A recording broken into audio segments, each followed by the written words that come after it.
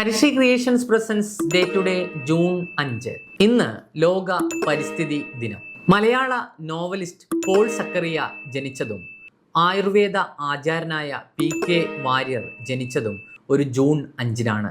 1997 ഇതേ ദിവസമാണ് Brahmapuram diesel power plant പ്രവർത്തനം ആരംഭിച്ചത്. 1723 ജൂൺ 5-നാണ് ലോക സാമ്പത്തിക ശാസ്ത്രത്തിന്റെ പിതാവ് എന്നറിയപ്പെടുന്ന ആഡംസ് സ്മിത്ത് ജനിച്ചത്. 1783 ഇതേ ദിവസമാണ് ലോകത്തിലെ ആദ്യത്തെ ബലൂൺ യാത്ര മോൺഗോൾഫിയർ ബ്രദേഴ്സ് നടത്തിയത്.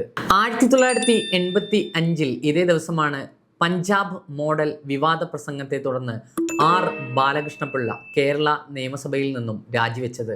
1992 ജൂൺ 5-നാണ് ബ്രസീലിലെ റിയോ ഡി ജനീറോയിൽ വെച്ച് ലോക ജൈവ വൈവിധ്യ കൺവെൻഷൻ നടന്നത്.